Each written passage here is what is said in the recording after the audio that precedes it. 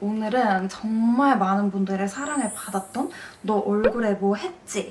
그 영상의 2024년 버전을 준비해봤습니다. 지난 영상의 댓글들을 보니까 비포 메이크업 완전 내 화장이라서 깜짝 놀라서 들어왔다, 이런 댓글들이 굉장히 많더라고요. 그리고 불과 7개월 전 영상인데도 제가 봤을 때 이거 약간 아쉬운데 하는 부분들이 있더라고요. 그만큼 새로운 메이크업 꿀팁들이 많이 생겼다는 것, 그리고 2024년 메이크업 트렌드가 정말 빠르게 이렇게 샥샥샥샥 바뀐다는 뜻이겠죠? 제가 오늘도 여러분들에게 꿀팁을 잔뜩 전해드리기 위해서 이렇게 노트북에 살짝 정리를 해봤는데, 뭐 대본 적은 게 아니라 그냥 부위별 꿀팁만 간단하게 적은 건데도 이렇게나 많아요.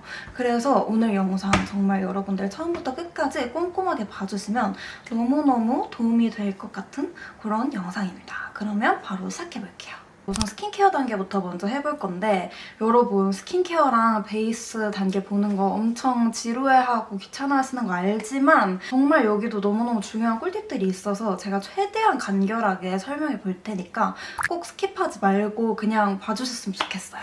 스킨케어 할 때 가장 많이 하는 실수가 바로 저처럼 건조하신 분들은 정말 여러 겹을 레이어링을 하시잖아요. 그렇게 하다 보면은 여기 관자놀이 쪽이랑 눈썹 쪽 있잖아요.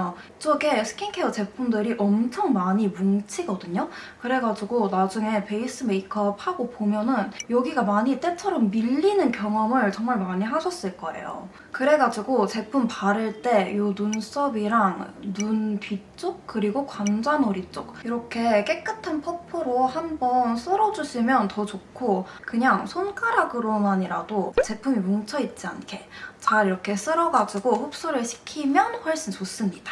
그리고 건조하다고 꾸덕한 크림 너무 많이 바르면 그냥 메이크업이 밀리는 것뿐만이 아니라 나중에 메이크업 하는 단계에서 이렇게 손으로 조금 피부를 누르게 되잖아요. 이때 베이스가 찍혀서 색조가 굉장히 얼룩덜룩하게 올라갈 수 있고, 나중에 점점 시간이 지나면서 유분기가 많이 올라와가지고 무너짐이 되게 안 예쁠 수 있거든요. 그래가지고 크림을 바르신다면 굉장히 이렇게 얇게 정말 적은 양으로만 발라주시는 게 좋고요. 다음은 컬러 코렉팅 기능이 있는 컨실러 팔레트로 여기 다크서클 커버를 해줄 건데, 이거 귀찮다고 이렇게 그냥 손으로 문대서 이렇게 발라버리시면 저처럼 눈가 주름 많고 건조하신 분들은 눈가가 나중에 하얗게 뜰 수 있거든요. 그래가지고 이 단계만큼은 정말 브러쉬를 사용해서 얇게 커버를 해주시는 게 좋아요. 납작한 쪽에 브러쉬를 사용을 해주시는 게 각질 들뜸도 없고 촉촉하게 잘 밀착이 됩니다.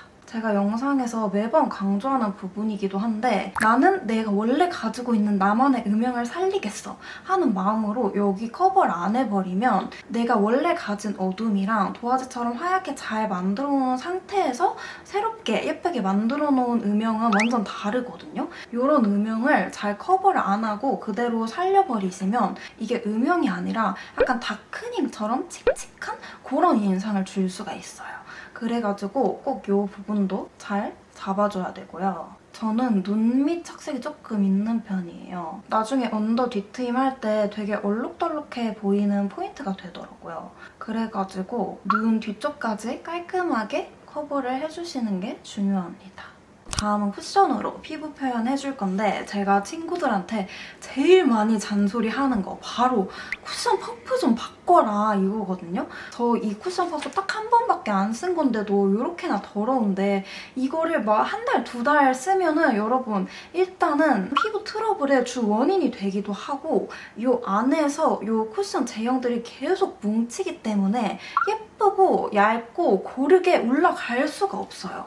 쿠션 퍼프를 꼭 주기적으로 2주에서 한 달 정도 텀으로 교체를 해주시는 게 정말 중요하고, 또 사용하기 전에 이렇게 티슈에 한번 힘을 고르게 줘가지고 잘 찍어내서 뭉친 거 없도록 이렇게 걷어주신 다음에 커버를 해주시는 게 아주 중요합니다. 자, 그리고 이렇게 옹졸하게 이렇게 툭 찍지 말고 전체적으로 힘을 고르게 줘가지고 찍어낸 다음에 양 조절 해주시고요. 광대에 이렇게 올려서 한 번 더 양을 덜어내줄게요. 그 다음에 이렇게 코 부분을 밀면서 커버를 해줍니다. 여기 코 모공을 깔끔하게 메꿀 수 있도록 저는 입가도 좀 잘 뜨는 편이거든요. 그래서 입가는 살짝 이렇게 힘줘가지고 꾹꾹 눌러버려요. 볼 부분은 웬만하면 잘 안 뜨잖아요. 그래가지고 도도도도도도도 밀착을 시켜줍니다. 이걸 팡팡 때리면 들뜸이 되게 심해지는 제품들이 있거든요. 그래가지고 팡팡 때리지 말고 그냥 살짝만 힘을 줘가지고 밀착을 시켜주세요. 그리고 눈가는 우리 바로 전 단계에서 한 단계 커버를 했잖아요. 그래서 쿠션에 남은 잔여량으로만 이렇게 전체적인 톤을 맞춰준다는 느낌으로 이렇게 커버를 해주고요. 그리고 저는 이렇게 이마를 바르고 남은 양 중에서도 이거를 이렇게 쿠션을 거꾸로 돌려가지고 이 눈가 위쪽을 커버를 해줍니다. 눈가 위쪽도 확실하게 베이스를 올려줘야 섀도우 색감이 정확하게 올라가는데 이게 또 너무 두꺼워지면 정말 텁텁해 보이기 쉽거든요. 그래가지고 상대적으로 좀 양이 덜 묻어있는 아랫부분으로 이렇게 커버를 해줘요.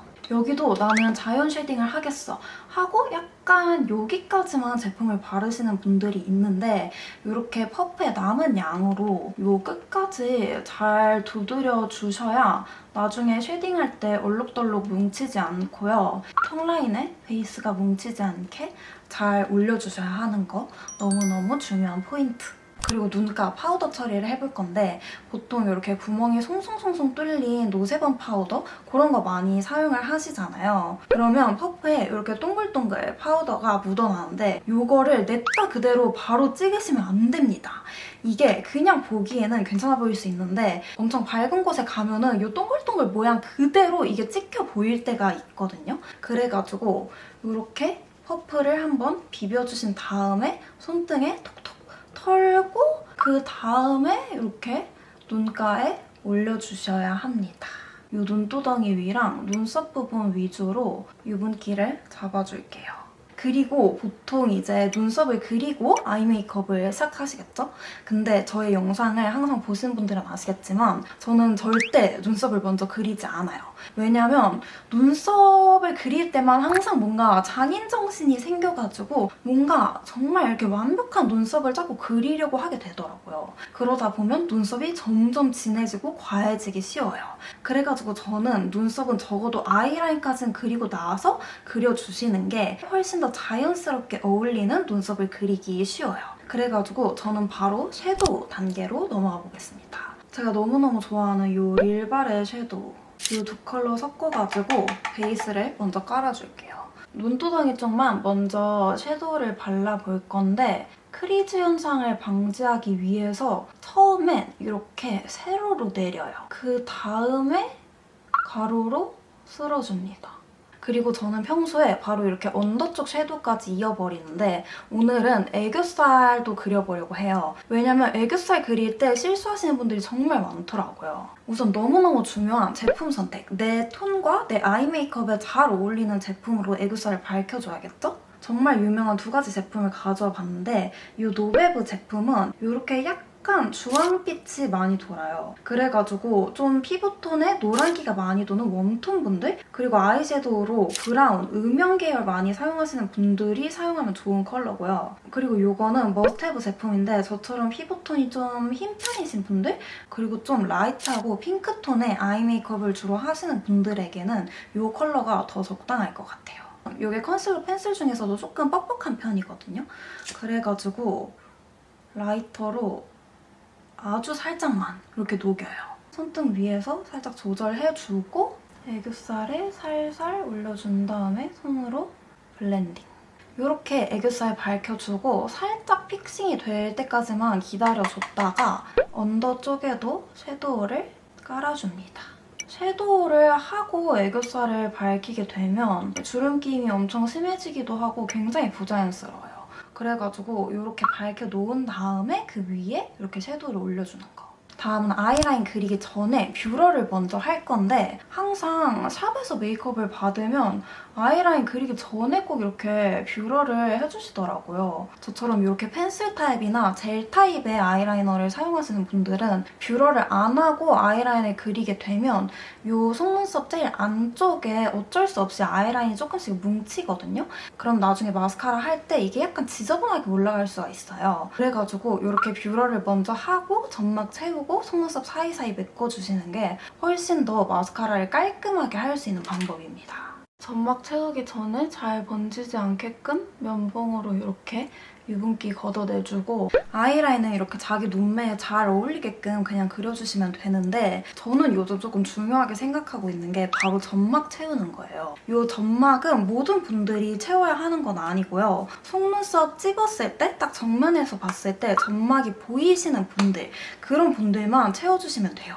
근데 그런 분들 중에서도 점막이 오히려 채워지지 않고 살짝 보이는 게 조금 더 시원해 보이는 느낌도 주면서 매력적으로 보이는 분들도 있긴 하거든요. 하지만 이때 중요한 건 렌즈. 렌즈를 착용을 안 하시거나 자연스러운 렌즈 아니면 혼혈 렌즈를 착용하시는 분들은 이 점막이 살짝 보이는 게 조금 더 시원하고 독특한 느낌을 줘서 또 색다른 매력으로 느껴지기도 하는데 저처럼 이렇게 서클라인이 뚜렷한 짙은 컬러의 렌즈를 사용하시는 분들은 점막이 비워져 있으면 휑한 느낌이 확 나고 뭔가 메이크업 덜한 느낌, 완성도 떨어지는 느낌이 확 나기 쉽거든요. 그래서 저 같은 분들은 사실 점막 매일매일 채우는 건 조금 귀찮고 부담스러울 수 있으니까 정말 중요한 날, 나 오늘 신경 좀 써야 한다 하는 날에는 점막도 꼭 채워주시는 걸 추천합니다. 그리고 아이라인 수정할 때 손이랑 면봉 정말 많이 사용하시는 분들이 있어요. 그렇게 되면은 메이크업이 계속 지워지고 찍히면서 굉장히 얼룩덜룩해지고 나중에 섀도우로 수정을 해도 얼룩덜룩하게 올라가거든요. 그래서 면봉을 사용할 때는 미세 면봉으로 최소한의 터치로 깔끔하게 수정을 해주시거나 이렇게 쿠션에 묻혀서 수정해주면 훨씬 더 깔끔하게 수정을 할 수 있습니다. 다음은 아이라인 블렌딩 해주고 언더 뒤트임. 절대 일자로 밑에 이렇게 한 줄 띡 긋는 거 절대 하지 마시고 면으로 넓게 펼쳐줘요.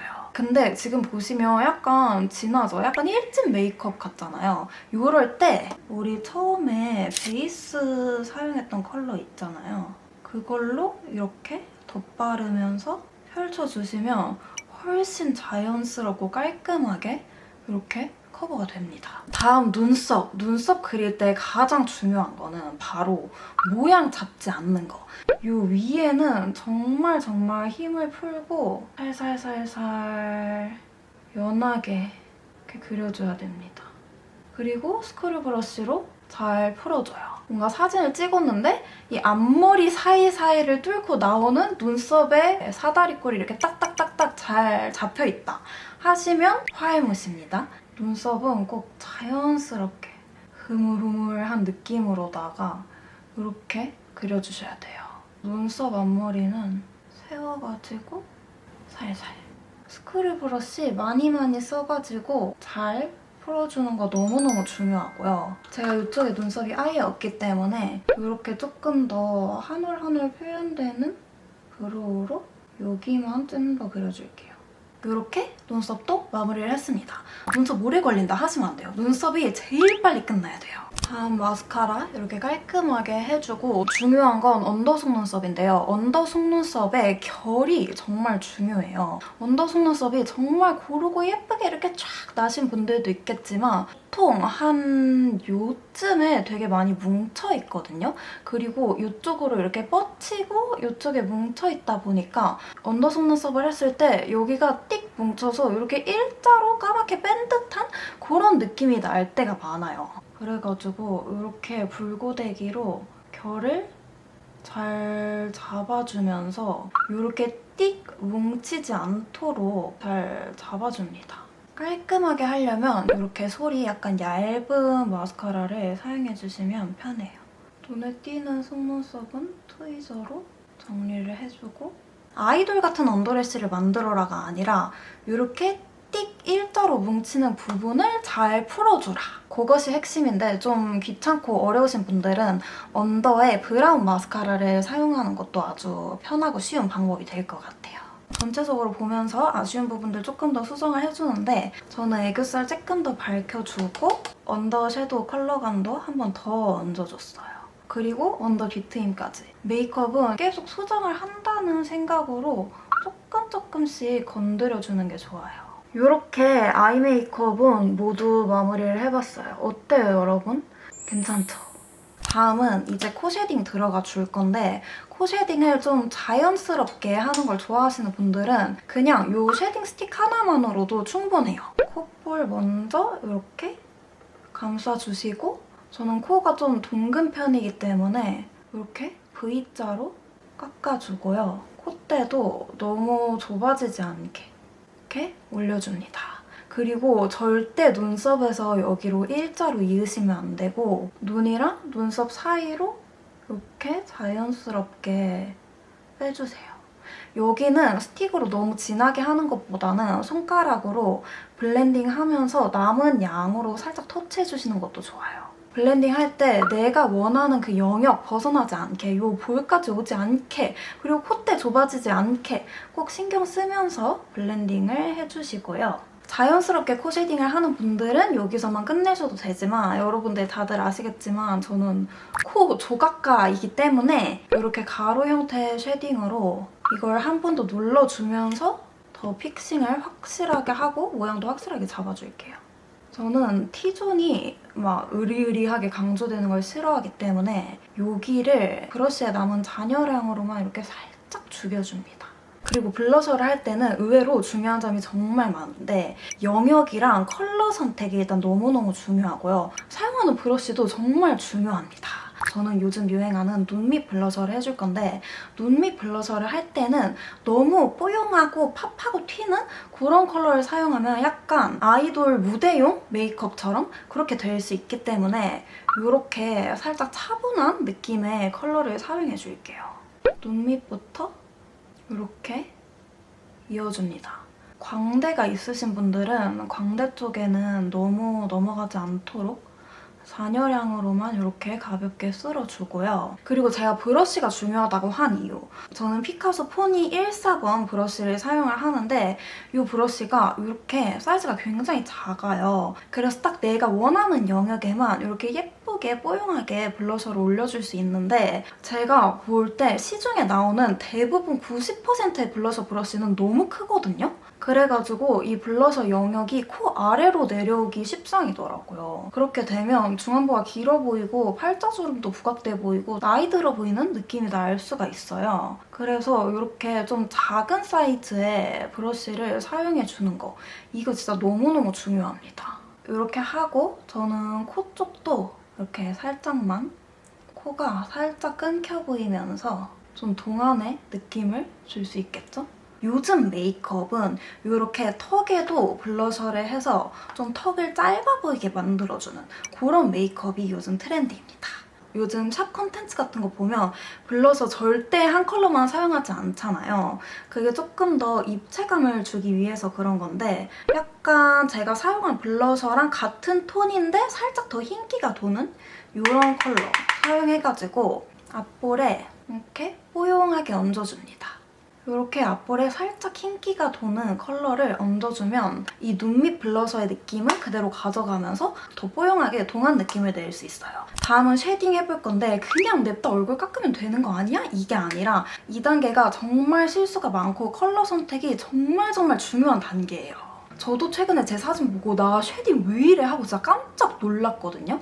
그래가지고 올리브영에 가서 여러 가지 쉐딩 제품들을 테스트를 해봤어요. 근데 이게 그냥 이렇게 손목에 발색해봤을 때는 아 그냥 이 정도가 내 톤에 맞겠다 싶은데 이게 조명 없는 어두운 곳에서 보니까 그 컬러감이 급 거무튀튀해지고 어둑어둑하고 탁해지는 그런 제품들이 있더라고요. 그래가지고 다시 잘 쓰고 있던 이 웨이크메이크의 쉐딩으로 돌아왔습니다. 이 제품이 현재로서는 저랑 컬러도 잘 맞으면서 조명이 없는 곳에 들어가도 그냥 예쁘게 컨투어링을 해주는 그런 컬러감이더라고요. 이렇게 오! 얼굴이 아주 싹 깎였어요. 여러분 꼭 올리브영 가서 컬러 테스트도 해보시고 이렇게 가려서 이렇게 돌려보면서 조명 없는 곳에서도 얘가 급 거무튀튀해지는 않는지 꼭 체크를 해보시기 바랍니다. 그런 제품들이 은근 좀 있더라고요. 그리고 하이라이터 발라줄 건데 보통 펄감 위주로 많이 보실 텐데 그 텁텁함의 정도, 그게 저는 가장 중요하다고 생각을 하거든요. 여기서 제가 말하는 텁텁함이란 그 나쁜 느낌의 텁텁함이 아니에요. 요즘 핫한 이 두 가지 하이라이터 예시로 보여드릴게요. 이거는 디올 유니버셜이고 이거는 글린트의 피치문이거든요. 이 디올 하이라이터는 이 펄감이 훨씬 더 자글자글하고 굉장히 글래만 느낌으로 표현이 되고요. 얘는 조금 더 베이스가 텁텁하고 커버력 있게 올라가는 편이거든요. 그래가지고 얼굴에 올렸을 때 디올보다 광감보다 펄감이 더 도드라지는 그런 하이라이터입니다. 각자의 취향대로 이 하이라이터를 선택해주시면 되는데 무조건 더 번떡번떡거리는 이런 제품이 더 좋은 게 아니고 내가 원하는 피부 표현에 맞는 제품을 선택해주는 게 중요하다는 거. 저는 그래서 어떻게 사용을 하냐면 이 글린트 피치문 제품을 이렇게 콧대에만 사용을 해줍니다. 이렇게 투명하고 영롱한 느낌으로 광 올라오는 거 보이시죠? 저는 광대 쪽에는 요만큼의 광이 나는 것도 별로 좋아하지는 않아서 이 글린트 제품보다도 더 텁텁한 하이라이터, 요 다이소의 태그 요거를 올려주기도 하고 짠! 요 샤넬 블러셔, 요거 블러셔에 또 텁텁한 펄감이 살짝 들어있단 말이에요. 얘는 컬러감이 있기 때문에 살짝만 올려줘야 돼요.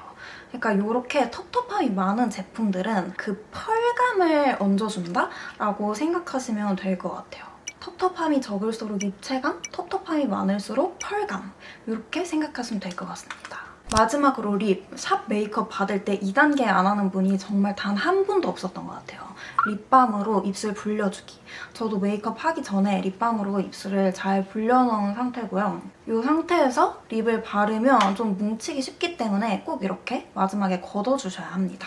그리고 틴트 바를 때 아랫입술만 진하게 열심히 바르고 윗입술은 좀 대충 바르시는 분들이 많은데 그렇게 하면 인중이 확 길어 보이기 쉽거든요. 그래가지고 윗입술까지 잘 신경을 써주시고 입술 산도 요즘은 이렇게 살짝 뭉개는 게 트렌드죠? 진짜 마지막으로 립글로스까지 이렇게 올려서 마무리를 해보도록 하겠습니다.